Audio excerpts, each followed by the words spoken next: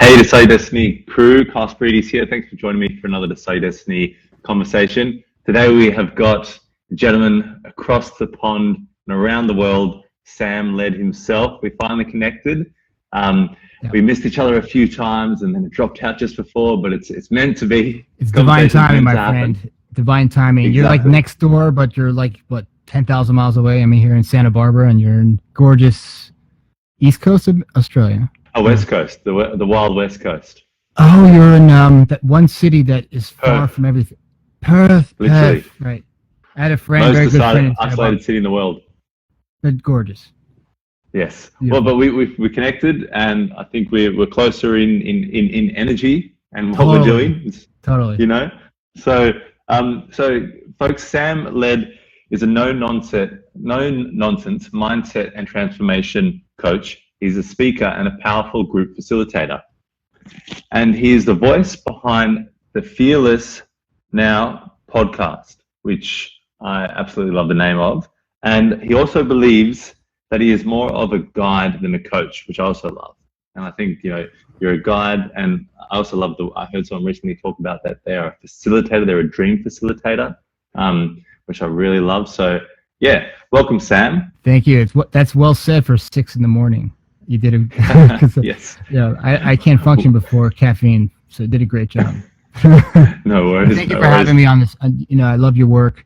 I love what you're doing, and it's so heart-centered. And besides, you know, being a gifted photographer, you know, your work is profound. So thank you for allowing me to spend the 30 minutes or so with you on this deep dive.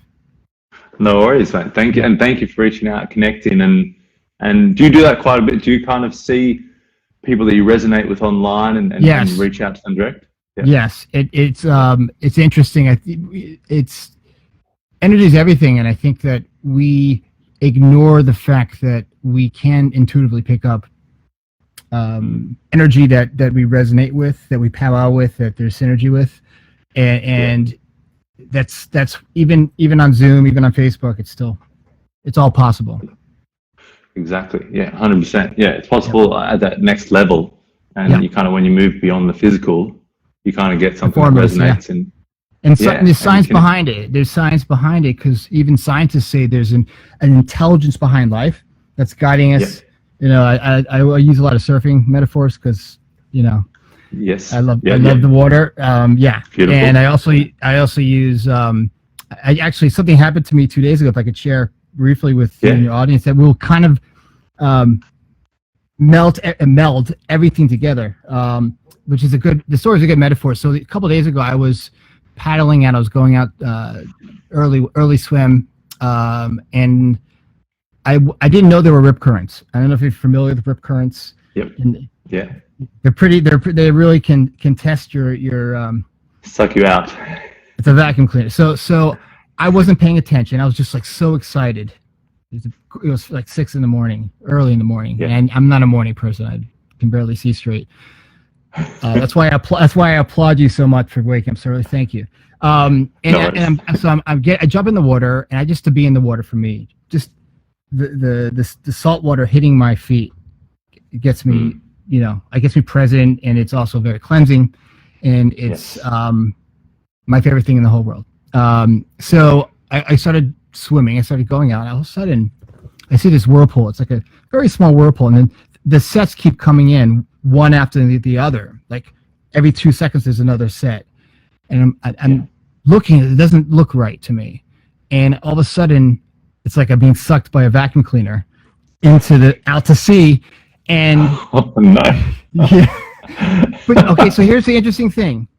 And this happens to all of us. We don't pay attention to it enough because we're caught up in the machinery right here. Yes. We're caught up in this Las Vegas fireworks, you know, loud noise that we think is truth, which is 100% not truth. It's 100%. The greatest used car salesman is the brain. Thought is completely illusory. And so my great example of this is, so I'm being pulled out to sea, and I didn't panic, which is so surprising. I didn't panic at all. I didn't even think about anything. I just turned my body and swam diagonal back to shore and I was able to get out of the rip current. Yeah. That's intelligence, which means that thought doesn't get us success. Thought doesn't get us love. Thought doesn't get us a good surfing experience or a great a big bank account. We do our best work when we are tapped into our intelligence, this inner wisdom that we all have beneath the noise of thought.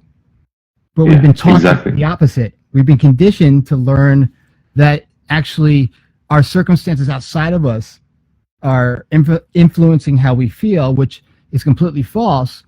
And that's very innocent that we see it that way, whereas it's inside out, that we're actually not living in a world of circumstance, but we're living in a world of thought 100% of the time. I agree with you 100%. Totally, yeah. So I love that story. I agree 100%. That's so, I'm here today not because of my brain, my intellect, but because of something beneath all that in the moment got me present without even realizing it. And I swam to shore. It's kind of like, think about it this way. If you ever if you look at across your room and you want to kind of like zoom into your, the switch to turn on your kitchen, your closet light or whatever you're looking at, you can literally zoom into that in a moment, in a split second. That's intelligence. It's doing it automatically, like gravity. Yeah. Gravity's automatic. So I thought that was that was a cool jumping off point. Yeah, definitely. It's and I think there's so much deep within us that we haven't tapped in. There's so much deep inside of us, and there's so much historically, like our brain from ancestors and ancestors. So much programming, like you said, and conditioning that happens. But then there is so much power within us if we just tap into it. We tap into that present moment. I mean, I've got a story with a friend who I'm writing this book, Decide Your Destiny, and she's writing her book, and it's actually, we're both the same age and we're very similar. It's different books, but similar sort of reason behind the book. And it's so funny. I don't know where and how we connected. She reckons that we connected through, she was wanting to see if I could photograph an event, but I don't even recall. Like, I just know that somehow we came together and we've created this great friendship where we support each other and we've helped each other through. And when she's been ahead with the book and I've been, a bit too busy or stagnant, she kind of says something and that pulls me up. Then I pull her, and it's kind of like that connection. And you don't have to think about it. And so, so if where we all have our human frailties, where we all kind of have this human experience and this spiritual experience, and I kind of like try to turn the word spirit, because a lot of people get like, oh, that's woo, that's tarot cards and chakras, it's how the system works. If I were going to put it in like very plain Jane terms, is that scientists, people that study this, neurologists, people that study the brain, know that there's something outside of thought and thinking that's guiding us.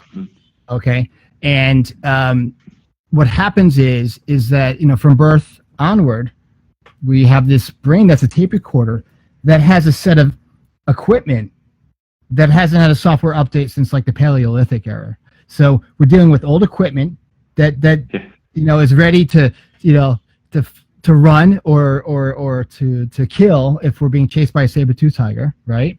Yeah. It's the same equipment that caveman had, but like the caveman over the generations and thousands of years, our brain has been this tape recorder that's been tape recording stuff, and we think the tape recording is true, and it's 100% false. When we stop believing in the content of, like, when our state of mind is kind of crappy, when we're in a bad mood, like we all get in a bad mood, innocently, it has nothing to do with anything, our outside world, even though our brain is telling us differently, like, oh, you're feeling crappy because you don't feel well, or because you don't have enough money in your bank account, or whatever it is, your girlfriend broke up with you, or pick your favorite human drama. Our brain wants to keep us safe.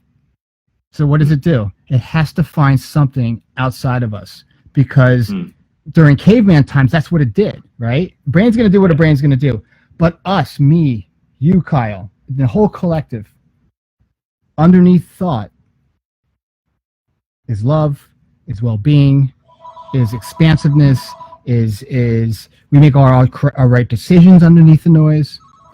When we don't take our thinking seriously, when we're going, sorry, that's my phone. When we're in a bad mood, or our state of mind is kind of upside down, it's so liberating, because we know that thought's made up, we know it's an illusion, but it feels real. That's where we kind of get wrapped up in it, right? Like, your girlfriend breaks up with you, you feel depressed, and there's a grieving process, or it's not fun to have no money in the bank account. But the more we get some distance from thought and thinking, and we start pointing back to who we really are, not the machine, right? Not the synapsing going on, but who we really are, which all of us underneath thought. Some of us are bank robbers. Their core, who they are, is loving and caring. We all have the ability to tap into that, and we do all the time. We just don't pay attention to it enough, because it's not Las Vegas. It's not lights. It's not noise. It's very calm. It's quiet. And if we can trust in the quiet, it's like, that's the reason I'm talking to you right now. Like, if you asked me like 5 years ago, I would do a podcast, or I would, write a book, I'd be like, you're crazy. No way. But after really seeing how my life was unfolding, like all of our lives unfold, when we trust that there's something underneath us, inside of us, in each of us, that's guiding us, that has our back, intuition, no matter what. Just like my example with almost drowning in the ocean, I had it. I didn't panic. I had it. There was some intelligence saying, swim diagonally. You can't explain that. I mean, I've never been in a rip current before. That was my first time. I didn't even, so there's something behind that. Like your photography. That beautiful photograph behind you, that didn't come about because you were like, well, let's see, the depth of field. I mean, no, it came from soul, it came from consciousness. Okay, that's all I have to say. No, I'm kidding. Well, I mean, that was going to be my question, was what does being underneath the noise of thought mean to you? And I guess that's what it means. It means that kind of that intuition, that connection. It's kind of like in some researchers that study brain science, where consciousness it's like the flow state. There's some great research on flow state. If you just Google it. It's where it's kind of a weird feeling of calm.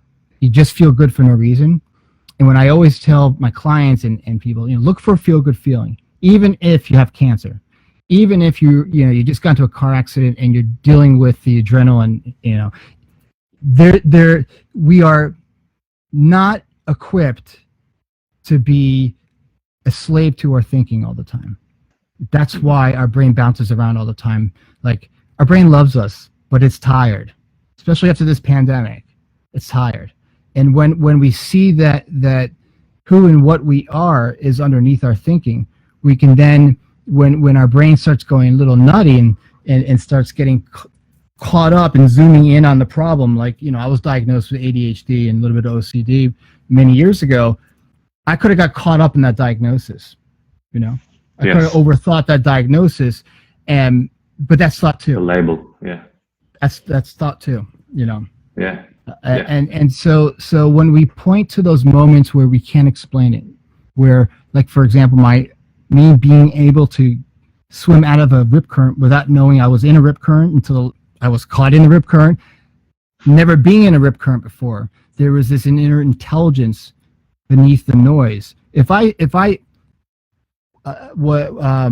relied on what was going on in my mind at the time, I probably would have drowned. I mean, honestly, like car accidents, near miss accidents, same thing.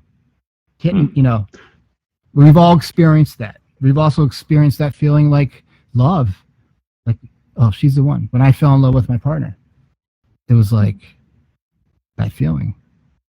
It wasn't like fireworks and, so, yeah. I've been listening to the book called The One Thing, or That One Thing, and there was actually a great part of a chapter that I was listening to just before we got on. And I was talking about multitasking, and I was saying how we think we can multitask, but we can't. Like, if we're actually going to put conscious, like, we can focus on one thing at one time. And it was talking about where the word multitasking came from. It came from the development of a new generation of computer, and because the computer could do multiple things at once, but it wasn't actually. It was focusing on one thing while other tasks were being done in the background. So it was going back and. Ground control to Kyle. You're frozen. There we go. But yeah, the book was very, very interesting because it was talking about that multitasking and saying back in it, like when you talked about the saber-tooth times, we would have to be constantly looking out, because danger was that ever threat, that consistent threat. And that multitasking, I mean, I looked at it when I was listening to the book before. I was looking at it like, okay, doing multiple things, but now through our conversation, it's even that thought, and that thought can get you into a stage of overwhelm, of anxiety, and it can actually lead you towards danger. And a lot of times in our world, that's reasonably safe without, for most of us, tigers jumping at our neck every day. Although there are other things and people jumping at our neck, I'm sure, online. And viruses. Yes. Yeah. Viruses jumping out. Yeah. And the like. Lions, tigers, bears, and COVID. Oh my. Okay, sorry. That's bad. That was a bad joke. Go ahead. All washed up in one. No. Yeah. Look, nothing's off limit here on this podcast. But yeah, no, I think that the mind can lead you, and there's a great philosophical quote. I listen to a lot of Stoicism, and especially since 2020 onwards, I listen and I read a lot more, of philosophy and Stoicism, and obviously there's many greats out there. People always talk about Marcus Aurelius, but Epictetus is a brilliant one, and Seneca, and all these different people. But one quote that I do remember, it was saying that we often suffer a lot more in the mind than we do in reality. And I think that quote is so relevant in today's day. If we see that, let me reframe that. We 100% suffer in our thinking when it feels heavy, depressing, anxious. And again, once we see we're never going to win the game of thought thinking, we're never going to win. We're bucking up against our own conditioning, and conditioning is 100. I don't know if I'm allowed to use profanities, but it's 100% malarkey, 100% bullshit, all of it. Now look, we got to pay taxes, you got to pay your bills, I got to pay my bills. But when it comes to being successful in this world, you look at all the great success stories, rags to riches stories, riches to more riches stories, and so on and so on. They got there because they saw what I'm pointing to. Remember the movie The Secret? With what's his name? It's a brilliant movie. It's exactly the same thing. The secret is that state that we all jump into all the time. We just don't pay attention to it enough. And we're also, when we walk around the earth, we're in a walking meditation. But we just don't see it because we're looking in the wrong direction. We're looking up to the noise for answers. The noise can never give us answers. Now, listen, the brain is good at a lot of things. Nah, maybe not. It's good at some things. It's good at modulating organ systems. It's great at equations. It's good at keeping you alive. But understand this. Things that we take for granted, like a lot of stuff, like gravity, the sun coming up. There's an intelligence there too. And we're all part of it. And we all see it. But we just get caught up in the noise. And there's a great podcast, one of my colleagues, he's a wonderful coach, it's called Under the Noise. It's so profound, and it's not enlightenment. There's no such thing as enlightenment, because we're enlightened every day. We just don't pay attention. Like, you don't need to go to India, right? You don't need to go to Bali. Listen, I love Bali. You don't need to climb to the temples, or So it's like, you don't need something outside of you. Exactly. There's a great scene, an old movie called Collateral. You remember the movie Collateral? I know of it, but yeah. Okay, so it's Tom Cruise and the funny comedian, African American guy. Well, I forgot his name, but he's a taxi driver in Eddie Murphy. No, it wasn't Eddie Murphy. It was another brilliant comedian. He was in the not a documentary. He played, what's his name? The singer, the blind singer. Anyways, doesn't matter. Oh, Ray Charles. Okay, yeah. Yeah, Ray Charles. Yeah, that guy. We'll probably at the end of the pocket tomorrow. You'll text me and I'll be like, yeah, that's it. There's a scene when he's a cab driver, and this is before the movie kind of unfolds, where he's kidnapped by this crazy professional killer named Tom Cruise, and he's sitting in his cab, right at the gas station, at the gas pump, and every day is probably the same. You get stuck on the freeway, traffic, Jamie Foxx. There you go, brother. Well, I don't know. I'm American. It's so early, and it's early as hell in the morning, and you're not American, so I get two demerits, No, okay. So he's sitting in his cab, and right before he starts his shift, and he pulls down his visor, like his sun visor, and you know where there's in the sun visor you can put like index cards and pens and stuff. There's like a little clip. Well, he has a picture of a deserted of a tropical beach, an island with beautiful ocean. He's just staring at it, and he gets lost in it. Cue the music, cue whatever music is playing. But that's kind of what it is. We don't have to, we don't have to go to Shangri-La. There's no looking for nirvana, and that's why monks and people that get really quiet all the time see it all the time, and that's why they don't leave the monastery. Now, I'm not saying go to a monastery and be quiet and righteous and holy. You can be a monk half an hour a day, 15 minutes a day, whether you meditate or not, because you go into that state naturally, just like thought settling. Like another good example. I don't know if you have nieces and nephews. Yes, I've actually got a nephew in Utah. Beautiful state, gorgeous state. Yeah. Have you been? Yeah. No, I haven't, but my sister sends me photos of Salt Lake City, and I definitely want to go. It's gorgeous. You got to go to Zion and the Arches. Anyways, I have a niece and nephew. One is 5 and the other one's 8. And my nephew will have a temper tantrum, and it's like fire and brimstone. It's like the world's coming to an end. It's like the ultimate hissy fit. Within 10 minutes, it's like it never happened. And he's happy and curious and smiling and just in love with the world. It's very present. And kids are the most present. They're wiser than we are because we're contaminated more by our memories and our conditioning.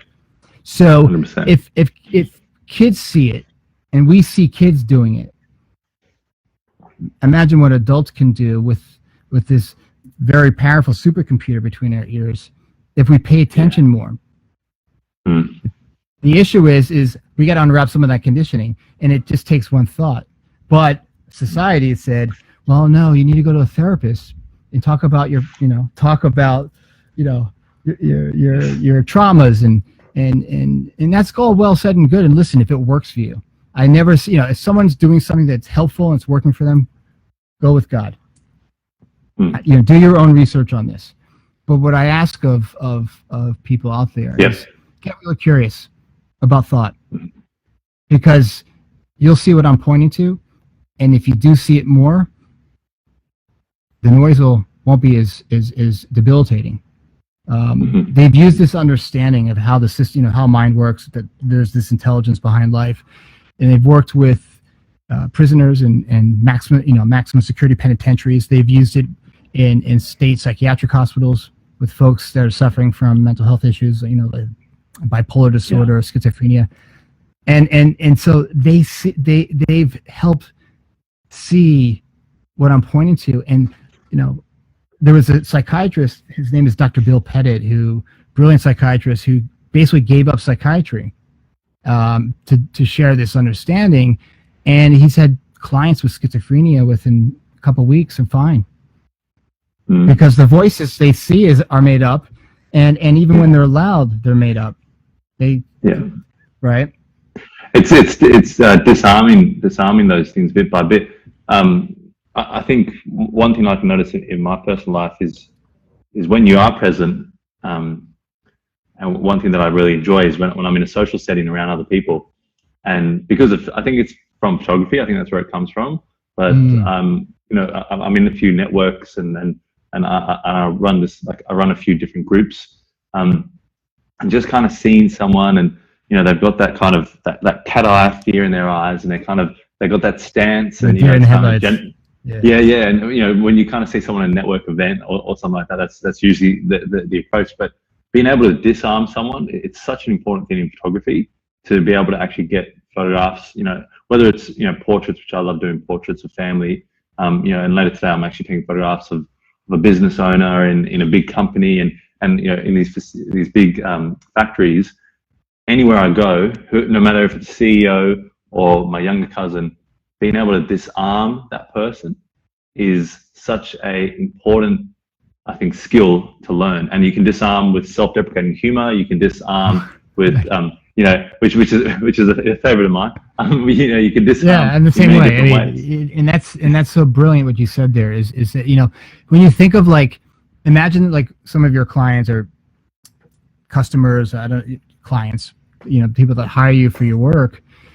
It's kind of like they're in their snow globe. You know what a snow globe is? I've heard this is. We all steal. Yeah, like coaches. That. We all steal from each other. We all plagiarize from each other because, you know, Shakespeare did. So I guess I got another great metaphor. You're gonna love this metaphor. It's snow globe. You shake the snow globe up, you know, in the snow. Well, that's kind of like thought and thinking. All that stuff in that snow globe will settle to the bottom of the globe, right? Yes. It eventually will, if we let it settle. Yeah. And people like the deer in the headlights, they've been conditioned because for whatever reason, they start believing they're thinking, like we all do sometimes. Like I forget all the time too. Yeah. But when we stop beating ourselves up for forgetting who we really are underneath thought, right? And we stop beating other people up for being very human, and allow people to have their humanness and their frailties, man, the implications are incredible. And if this gentleman, Dr. Bill Pettit, can go into a psychiatric hospital within, you know, weeks, have his patients see what I've been speaking of, and they get better, and they're not, you know, caught up and stuck in a hospital anymore, and they're actually living their life, living in the world again, then something is up. Something is up. That's why I say get curious. And the something up part, I'm not going to get into conspiracy theory. Yes, is that actually this is actually a book. It's called What They Didn't Tell Us. It's a book by Jack Pransky. I don't know if you've seen it. Okay. It's an old book. No, I'll check it out. It's called What They. Yeah. So it's about what I'm pointing to. Like, we didn't learn this in school, like how the mind works. We learned the anatomy of the mind and how the biology of the mind, but we actually. In terms of, like, as we were conditioned with whatever Judeo-Christian beliefs or Muslim or whatever you were born with, or family you were born into. But besides that, you know, English common law and you know, and you got to do this, and this in order to get this kind of thing. Yes, you mentioned a word there that I think is such a powerful word in today's day. Like you said, like, it's not conspiracy theory. And I wanted to mention this word because I think I want to be PC. Well, no. I don't know if that's possible in this day and age, but because everyone's angry at everybody. No virtual signaling on this program. Well, that's the thing. I think, you know, whether it's back in history, like Salem witch trials, you know, or whatever the situation is. I mean, I look at it like, because I had this conversation with someone, and I think they were saying, like, I can't stand these. You know, conspiracy theorists, and I said, "Oh, okay. Like, you know, what's going on? What's happening?" And they started, like, unraveling and talking, and I said, "Okay, so, you know, what are they actually doing? What's upsetting you?" And they said, "Oh, they've got these ideas about that. They've got these ideas about this." And I'm like, "So they're just people that have different ideas that, you know, that are coming to different conclusions, or they're questioning things, or they're thinking in a different way to you? Like, is that what it is?" So I went, okay, so label, like, whatever the label is, and you can use that word, which is a very heavy word today, or you can use any other word. And it could be, this is the word I'm calling you, you know, witch, you know, because I don't understand you. I don't agree with the way that you're thinking, and I disconnect with you, and I don't align with you. And that's where the brain loves to do that stuff. It's the brain. The Yeah. brain loves to compartmentalize and judge innocently And label. It's never personal, and that's where we were never taught. Thought is not personal. Even if someone's screaming at you and calling you a jerk and telling you to F off and etc. It's never personal. But we But people weaponize. take it personally. People take it personal because they're looking at things backwards. Like ideas. Well, ideas turn into into it can turn into something bigger. Look what happened, in Nazi Germany. Okay, all right. But if the people that were listening to Hitler, just a terrible example, we're going dark, ladies and gentlemen. If the people saw Hitler as a whole bunch of thought too, and didn't take it personal, and then there would be no people going and following him, right? There'd be another guy, but maybe he would be nice, and he would be into equality. Individuality. Whatever it is, it doesn't matter. But see, if I always say, if you want to live, I want to live a happy, good life. Now, life's a contact sport, right? I gotta fix my mic. You would like this mic? It's made in Australia. It's a Rode mic.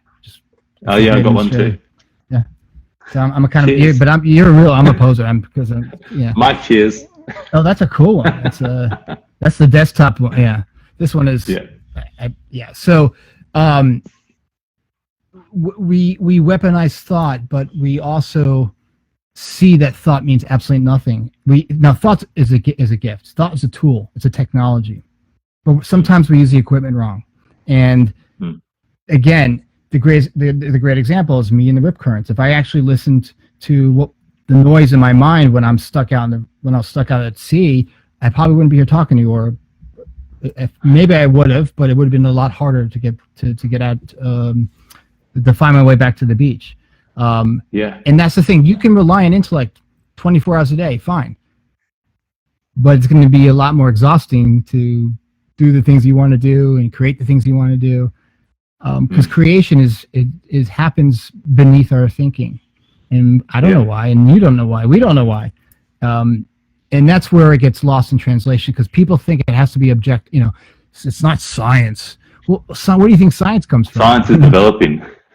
Science is never. That's a funny argument, because like science is not set in stone. The whole point of science is to come to new hypotheses, to experiment, to learn something new, to trial. It's something that is changing, just as, like you said, we're changing. Our world's changing. Our environments are changing. The way we interact is changing. People work from home now. Everything's changing. And so is science. Science is a developing thing. And like you said, there's a lot more science that's coming out with spirituality and with, heart resonance and connection and all these different things, and picking up on different frequencies that, 10 years ago, 5 years ago, you were put into the woo-woo, crazy box. Because and I think what happens, woo sells.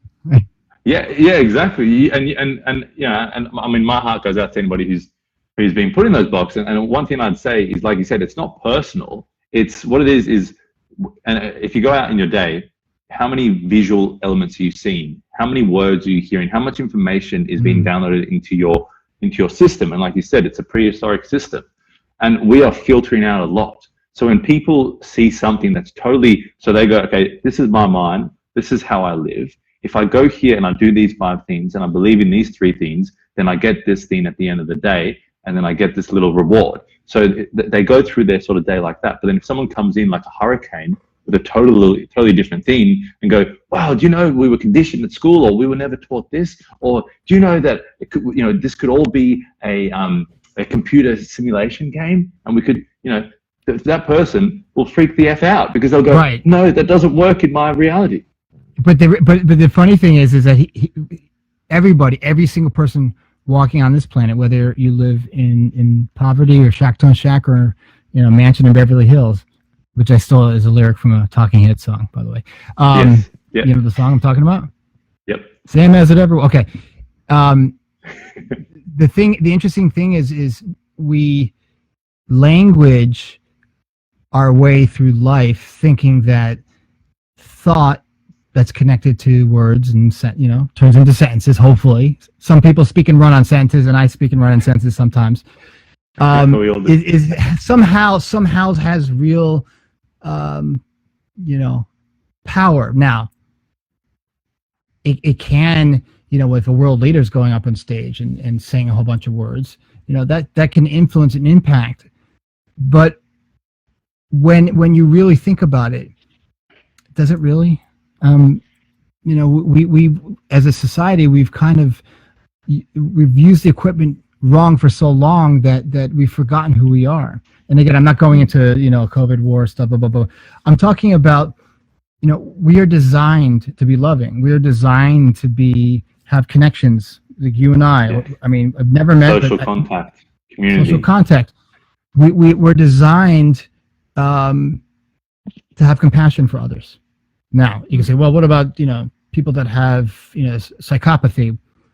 Well, those folks have a different kind of neurotype, and thankfully not a lot of people have that, because psychopathy, which is lack of a conscience, sociopathy. Okay. But for the most part, all of us go back home to the world of the formless every single day, many times a day, whether we're sitting in our cubicle and we're just drinking our kombucha or whatever you're drinking, we're driving home from work, and you just settle in, you just feel good for no reason. Life outside of you could be complete shit. Like, you could be overweight, your dog died and your wife just left you, but you still could feel good for no reason. Like, how do you under the noise, like you said. Under the noise. So we go in and out of the noise. Like, it's like we have remember we tried to connect a couple times and it kept, well, that's how thought and thinking works. Like, we get wrapped up around the axle and get caught up when our state of mind, when our thinking's just going sideways for no reason. We can wake up in a bad mood. We all do. Or we've attributed our bad mood to our partners or a dog who crapped in the house or whatever it is. Once we see and get curious, like, how is that possible? Like, you can wake up in a great mood for no reason and in a bad mood for no reason, and still have a sick dog, and still your wife's, you're separated from your wife and your kids are not talking to you. I'm just giving an example. Yeah. So thought is independent of our outside circumstances. Our outside circumstances are neutral. We've placed labels on it because we think that somehow that's true. But when we see the content of our thinking in that moment, when we're really caught up, is completely bullshit, and see the number the brain is playing on us innocently because it has an old set of equipment, we can then point less to the feeling of overwhelm or anxiety and more to the feeling of calm and quiet that we all experience. Yeah. You don't need a modality because the system settles on its own 100% of the time. Like, right? I mean, I just pointed back to my niece and nephew. I mean, they settle, then they're pissed off, then they have another temper tantrum. It's like, we do that too. Yeah, so many adults do that. I think I look at it as alignment. Like, I look, like your heart and soul in alignment. And I think, the thought or the mind is all about dissection. And like you said, and with us not connecting and not finding the way that you can evolve and train your mind is, I could have gone in, or you could have gone in, both of us could have gone in, what's the deal, of Carl, what's the deal of Sam, why isn't this working? Right. We could have gone into that. I just went, my whole mind was just, and my whole mind was just focused on, all right, let's I really keep want to doing talk this to until we Kyle. connect. Yeah, because we're definitely, see, that's the thing. So, we have this made up thing called ego. Again, made up by the greatest used car salesman, the greatest screenwriter, which is our brain. Yeah. I mean, our brain should win honorary Academy Awards every year for greatest, dramatic screenplay. And if you talk to totally right, like if you talk to Stephen King, or you talk to some of your favorite writers or your favorite screenplay, or you watch your favorite movie, folks like Stephen King and John Grisham and whoever else you like, Hemingway's my favorite. He was able to take the noise, the drama, and put it on paper. Yeah. And that's all they did, right? Huge. Yeah. But there's only one Hemingway, and there's only one Stephen King, and there's only one Kyle, and there's only one Sam. When we see that we are creating our own mental barriers, like for example, I really wanted to learn German, but part of me was, the voice in my head was saying it's too hard. You don't have the time for it. Why do you want to learn German? It's a tough language to speak, and all this stuff. I just like it. I don't know. But then when I looked at it as, what if I looked at it as going to be fun and easy versus my brain, my very helicopter parent-like brain saying, no. You don't have time for that. You need to focus on this because this box over here is really important. And in photography, it's the same thing. Like, I had that with photography. It's so funny that you connect that, because I had that. My whole family was saying, which is funny because my uncle was a highly successful photographer. So we had the example. In the blood. Yeah, we had the example. It wasn't actually in the blood, but that's another story. Because I've got like in the family, but sorry, right. I didn't have to go into that. Energetic connection. There was, yeah. Yes. Yeah. There was something mentor, there. whatever. Exactly, but so we had the whole family, and because it's the Australian family, I'm not actually related to them, but the whole family had the example that my uncle was really successful. But when I was going and deciding whether to study, I had so many voices of it's going to be hard, it's going to be difficult, how are you going to do this, technology, all these sorts of things. And it was like, whoa, even my brain hasn't even caught up to that amount of anxiety that you're dumping on me. Like, just give us a second, before I even get to that point. So I definitely think, that there's a lot that we carry on. And then, I guess like that quote, we suffer a lot more in thought than we do in reality. And because the reality was, it was difficult, it was challenging. And of course, there's going to be those hardships, or not hardships, there's going to be those challenges. But you're not focused on those challenges when you're in the creative flow. You're not focused on those challenges when you're in the creative state. The noise is non-existent. It's like there's no wow and flutter. Yeah. There's no AM, FM radio playing in your head of nonsense. There's no ticker tape of, that's why some people are better able to, not because they're better, to tap into their gifts and talents early on, right? I'm sure you have friends that they went to the best schools. They just, everything they touch turned to gold, right? I'm sure I've had friends, I'm a late bloomer, I'm if you believe in astrology, they told me that I'm going to be wealthy later in life, whatever. But when it comes to that is that people that are able to see the real, the racket, you know what I mean by racket? The joke that's being played on us every day by our brain. And we get caught up in it innocently. The ego, the negative self-talk, the anxiety, the overwhelm, and think that that's scripture and truth. Man, that's unfortunate, because 99% of all that is all noise. All of it. But we're not taught that way. Our parents, are living in a world of thought. Our school system's living in a world of thought. Our doctors, what the whole society is, but they also see what I'm pointing to. But the people that really get successful in life and fall in love and have the things they want early on, or even later on in life, finally see what I'm pointing to, is that they see this inner intelligence within them that's guiding them on this river of life, this inner GPS, that our default state. And I'm stealing this metaphor from what my coach, Angus Ross, who one of my favorite blokes out there. Hey, Angus. He's probably not listening, because shout out. He will listen when I put this recording on my Facebook page and Instagram. Anyways, he said our true north, right? Our true divinity of who we are. I'm not going to get in. I don't want to sound like Reverend Beckwith. I don't think if you know who Reverend Beckwith is, but all the religions, all the greatest prophets, Buddha, Muhammad, Jesus, whoever is your all-star favorite prophet or religious superstar, have all pointed to this. But what happens? it gets wrapped up in thought, and then and it's marketed. It's turned into, marketed and wrapped and packaged up for people to and it gets lost in minutia. But that's what happened. Yes. And even Tony Robbins, the famous coach, talks about this. He figured it out. And it's okay if we do forget. We all forget. But when we really have hope, and hope is a big piece of this, relaxing into hope and letting go of the controls when you're just so overwhelmed and so stressed out, even if you have kids to feed and a job to go to, you still can be anxious and scared at work, about to give a presentation in front of all your coworkers and your boss, and still do a great presentation. Because it's just thought.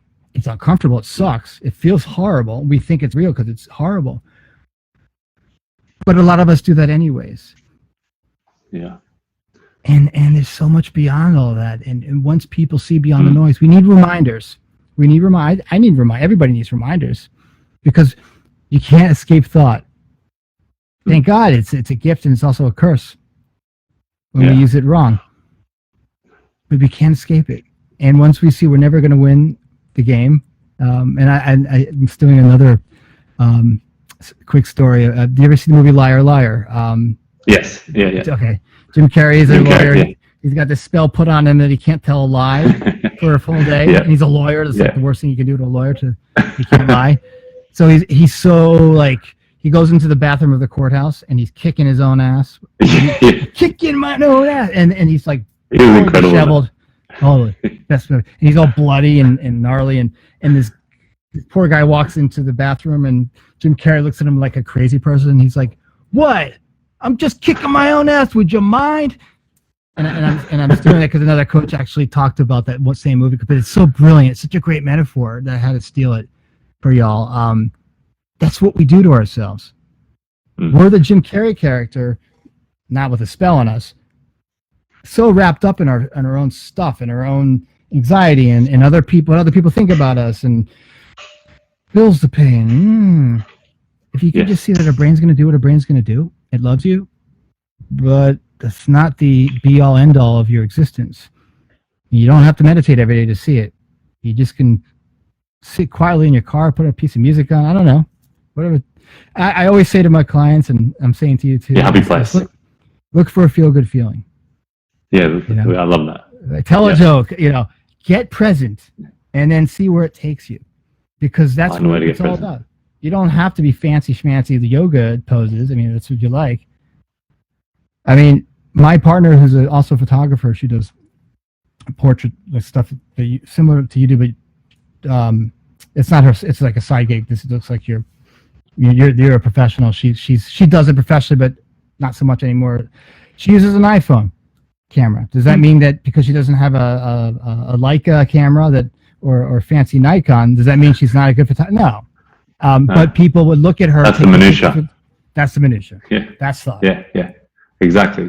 I actually created a course for like people to take photographs of their phone, because a lot of my clients, during lockdown, they were wanting to take photographs of the products, wanting to take photographs, keep their content going while everyone was at home online. So I created that course and teaching people how to shoot with their phone. So definitely, I wanted to ask you one last question just to end. Yes. We could talk for hours. I know we could, but just before I ask where people can find you, I'd love to. I just wanted to ask, and I think you kind of have pointed towards this, and I guess it is the feel-good feeling. But I wanted to ask, what does deciding your destiny mean to you? What does deciding my destiny mean to me?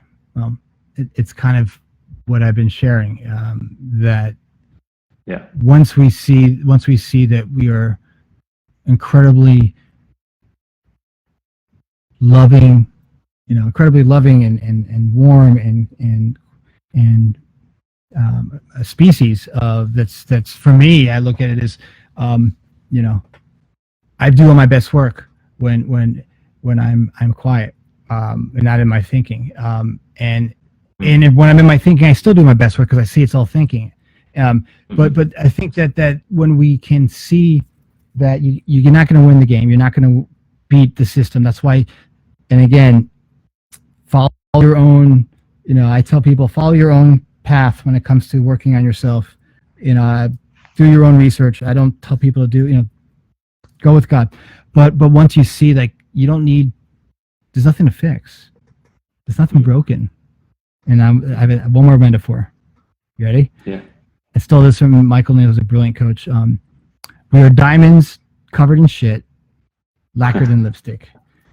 Underneath that, and again, the shit and the lacquer is the mask, and under that is we are a diamond, and it's not some coaching positive terms. This is not some this is the truth, and I speak in very plain terms. Is that once we see that, and it's genuine, and we see it in those quiet moments, we then can see what the contrast is, right? And when we see what the contrast is, we see that that's okay too. There's nothing wrong, and that's beautiful. Again, I'm not saying you need to go right, and again, it doesn't mean that it takes away from our responsibilities in life, and also doesn't take away from the fact there are consequences for actions, but we are not our behaviors either. We're not our thoughts, we're not our behaviors. And when we can see that we do have agency over thought and thinking, like if you look at thought and thinking like a buffet at a fancy hotel, most of us, when we go to a buffet, we don't, and maybe some of you do, I don't know, pick 10 pieces of chocolate cake, and 3 pieces, and 20 huge steaks. No, we have discernment. So you don't have to, you have discernment over thoughts. Just like a photographer has discernment of what you want to capture. What moment to capture, yeah. It's the same thing. Yeah. So that's really it's liberating. And if you can imagine that we have that discernment, then when we are caught up and our brain's going sideways, when we are just, overwhelmed in that moment, that having hope that we will calm ourselves without doing anything, and then we'll come back to new and fresh thought, is so liberating. Like, you don't have to do anything. And it's interesting. Someone asked me, what about medication for people that have really noisy brains, like stimulants, SSRIs, and I say that's wonderful because, medication is like a software update, right? It's just to calm the noise down, because it's a machine kind of thing, right? It's not who you are, but if the machine is really noisy and you're having issues with that, then there's nothing wrong with medication. But we get wrapped up in that too, and that and that stigma too. So, yeah. Exactly. Well, where can people find you? Because I know I really want to find out more about your Fearless Now podcast. I'm really interested in that. And yes, and you're coming on mine when you're ready or when you want to. Awesome. Yeah, definitely. I'm excited. Yeah, it's. But where else can? My website is. Find more about you. Sure. My website's samledconsulting.com. And you can also DM me on my Instagram page at samled consulting. It's pretty boring. Samled Consulting there, and then samledconsulting.com. My Facebook business page is very, very consistent. It's easy, so I'll forget. Samled Consulting, and I do offer a free kind of discovery call to see how I could be of service and help to people out there. And the Fearless Now podcast is on Spotify, Apple, or your favorite podcast platform. And my book, Fearless, will be out late fall, hopefully. I'm really excited about it. It's a story about something that happened to me about 18 years ago.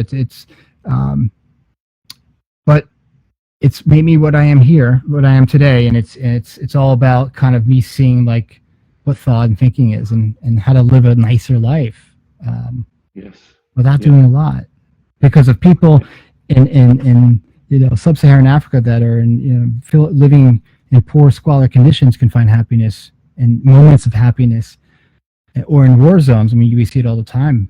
People are still playing soccer in the rubble, and they're still laughing, and they're still helping each other. Then we can do it when we're not when we're sitting in our apartment. So yeah, it's our natural state of being. I love that. And guys, jump on that discovery call, because I think what you have to offer, and I think your whole energy, I vibe with it. So I'm definitely looking forward to connecting deeper further. For sure. Yeah, 100%, man. And I'm gonna check out your podcast on my way to the shoot today. I'm gonna check it out, and I'm gonna listen to it a little bit more. And yeah, I'd love to jump on. Thank you. It's a labor of love, so enjoy it. Awesome. Well, Thanks, Sam. I appreciate it. My pleasure. Thank you guys for joining us. And as always, remember, guys, decide your destiny. Cheers.